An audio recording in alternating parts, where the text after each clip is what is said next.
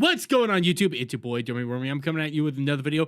And Dragon Age the Veilguard, a video game I have no interest in ever playing. A game that I think is just fundamentally flawed through and through, filled with woke progressive agendas, so on and so forth, DEI, all the nonsense that you want to say has basically just been rejected by the populace. When we come over here to SteamDB, as of right now of recording this video, it is continuing to go on a downward trend with actual gamers. It is continuing to spiral down into the toilet where it rightfully belongs.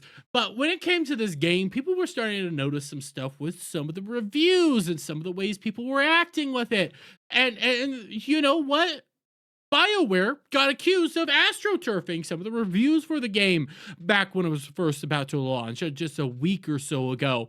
And people were sitting here thinking, you know, people are coming out here saying the game is garbage, but at the same time, the corporate media sites are coming out here saying it's the greatest thing ever, saying that it's fantastic, saying that it's amazing.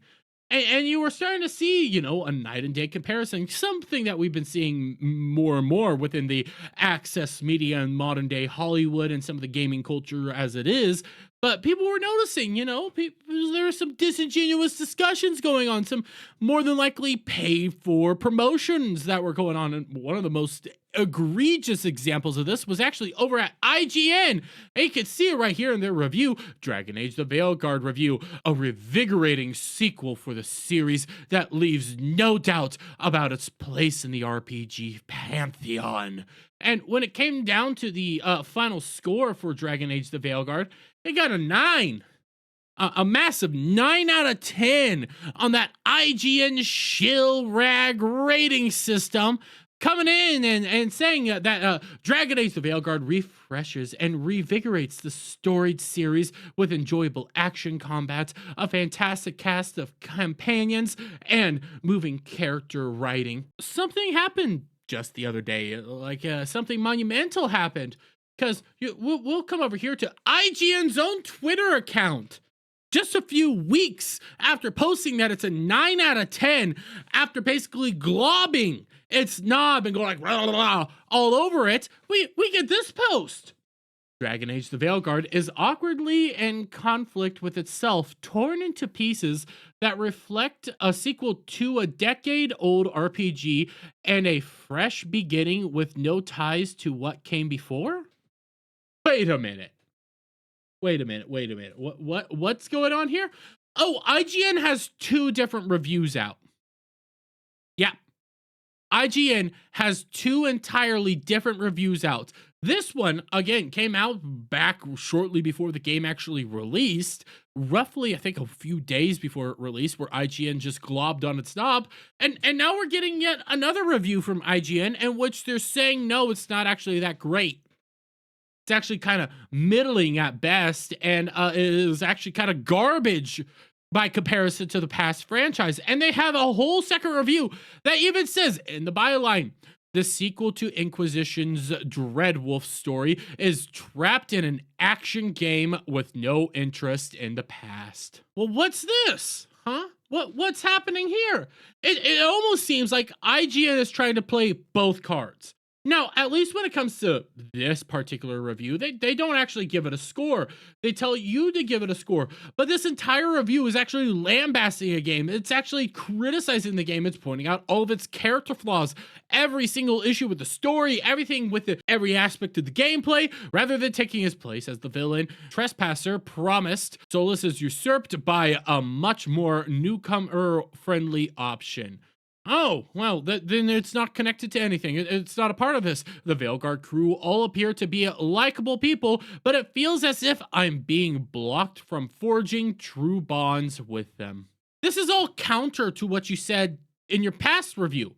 This is all exactly opposite. Heck, actually, when we get down to this one, this goes exactly counter narrative to what we had over here, where it's like, hey, you have wonderful companions, you have great connections with everybody, you have a true crew that you know deeply, and this one says, no, you don't. You can't have it both ways, IGN. And when it comes to these reviews, I know they have different people create a review for different projects. Each game gets reviewed by a different person, they write up the review, and they go out. But here becomes a problem. you have two counter reviews for the exact same game. One of them slobs on the knob of it so hard that it gave it a 9 out of 10. The other one criticizes it and points out all of its character flaws, going counter narrative to your previous review. So it can't be both. You either have to take down the initial review, or you have to take down this review, or issue a retraction and say, hey, we've changed our mind. We've changed our position. But if you do that, you actually go against your more progressive side. You go against your more progressive gamers and your more progressive stance, because now you're against what they put out. You're against the full-fledged woke DEI narrative. It's interesting to see this, and it's interesting that this is going on, because now IGN's getting called out for this. And guess what? I'll come over here to Grums real quick. Grums had a fantastic tweet on this. Grifting is when you pander to an audience while not really believing what you say. IGN is grifting here by walking back the 9 out of 10 review of Dragon Age the Veilguard. They never really believed it was a good game. They were espousing a narrative. When sales were trash, they just moved on to pretending it was never really good in the first place. Leftists love to attack anyone with a source of income, and has redefined the word grifting to mean anyone who earns a living. This is disingenuous on its face. And yeah, it truly is. This is the most disingenuous thing ever. And this is IGN full-fledged grifting right now. They came out here and they bobbed on that knob. They bobbed on it so hard, they gave it that big old 9 out of 10. And now they're saying, nah. As sales decline, as gamers check out, as people are losing money on this game, they come out here and they say, nah, it's actually kind of a crap game. So now your whole entire credibility is brought into question, IGN. You didn't really have much credibility to begin with, but every ounce of your credibility is in the garbage now.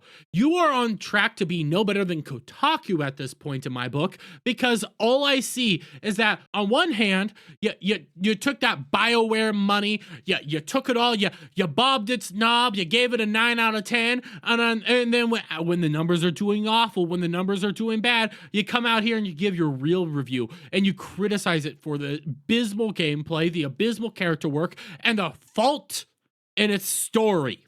You are the panderers, you are the access media, you are the true grifters that are willing to compromise all of your principles just for a bit of access, and then when the tide's turning, you come out here and go like, oh yeah, no, it was garbage the whole time. You have lost all credibility with this move, at least in my book. But I'm going to leave it there. Let me get you guys' thoughts on all this down in the comments below. If you like this video, please give it a thumbs up, share it with friends, hit the subscribe button, hit that notification bell for every time I put out a new video live, guys. And I'll see you on the next one. Bye for now.